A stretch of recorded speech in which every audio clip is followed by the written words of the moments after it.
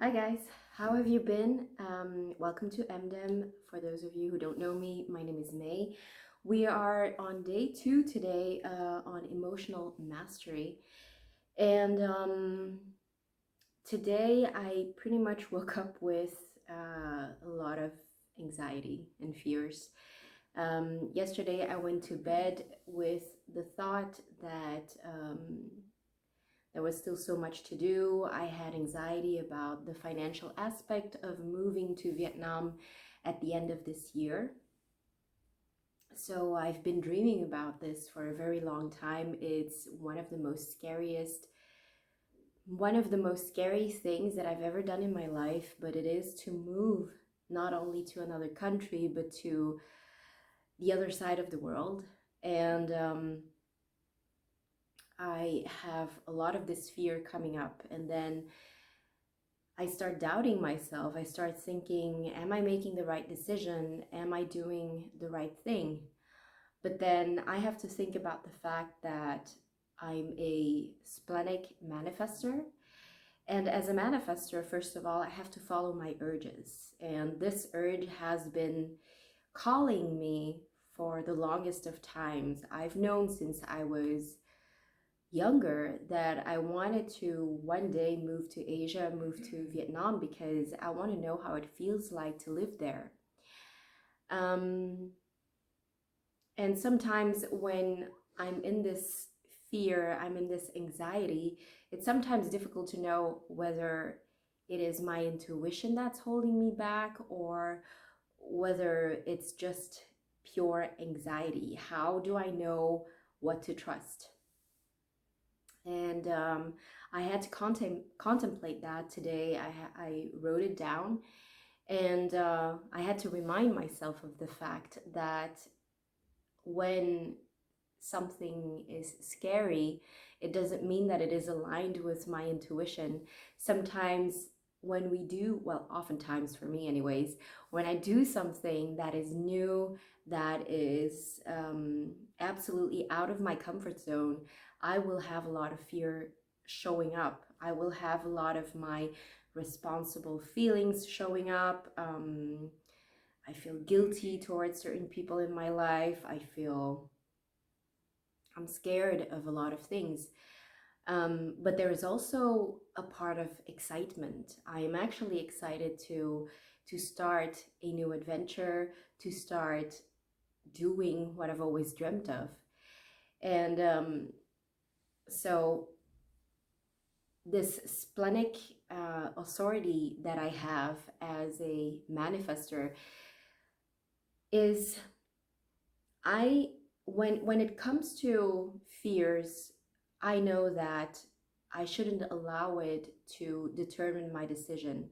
So obviously, I know that it's there so that I think about it, so that it's in the background, so that I do the necessary to make it work. But then on the other hand, I also have to trust that everything is going to be great, which I do. But then, yeah, every day this fear will show up a little bit, some days more than others. But then again, I just have to trust my splenic hits.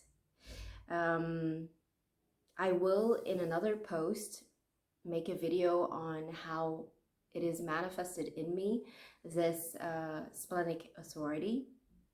But today I just wanted to share with you what it feels like to live with this splenic authority. Often when I know something is a no, it feels very different. It feels like I have to run for my life. It feels utterly dangerous. I know that in the past, when there were things that I didn't want to do, if it was something that was really not right for me, I would feel like I have to run away from this. This is not normal. I am not safe.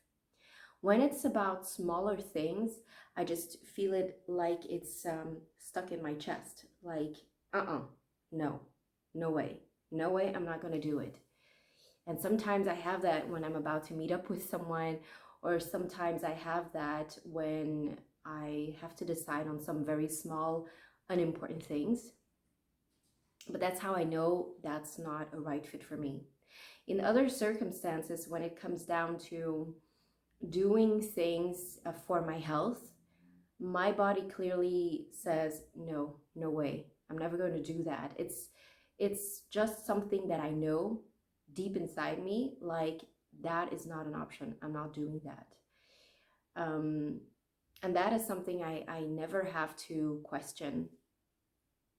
Also, when it comes to trusting people, um, I usually feel when someone has bad intentions. I usually know when those people are not right for me. And I remember distinctively when I was younger, my mom had this friend, and I didn't trust this woman from the get-go.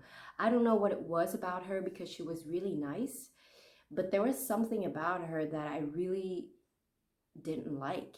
And I, I didn't tell my mom about it because I thought it was unfair towards that friend. But then afterwards, it was clear that that was not a good friend for my mom. But that's how I've learned to know and to trust what my splenic authority says. So yeah, that was my emotional mastery update for today. Please share with me, and please join the challenge if you want to really sit with your fears, to sit with your procrastination, to sit with your blockages, so that we can get out of this together, so that we can manifest the life that we desire and that we truly deserve. And as you can see, it's something that you have to do on a daily basis. And it's not because we've worked out a certain shadow that it's not going to come back.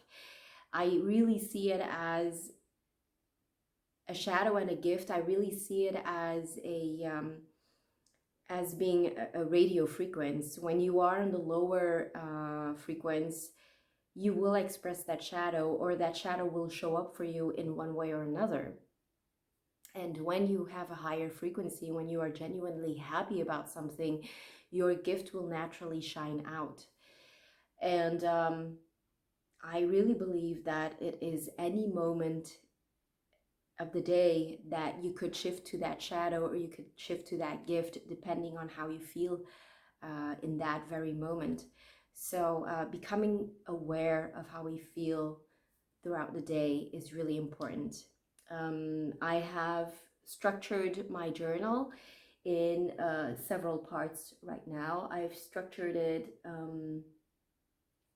in 4 parts. The first part is the emotional mastery, where I really write down the emotions that I feel throughout the day, and that I try to sit with it, that I try to acknowledge it and debunk it. And then there's another section of my journal that I have for intention setting.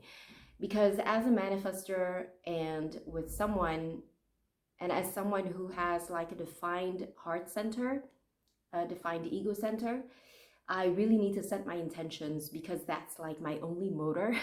So I try to motivate myself that way to get the things done that I have to do. And I also have another section for urges. Like, I am a generator of ideas. As a manifester, I have ideas all the time. I feel inspired all the time. And it's hard to know on what I have to take action, because otherwise, if I have to follow every idea that I have, it would be all over the place. And I don't have the energy for that anyway. So how do I know what urges I have to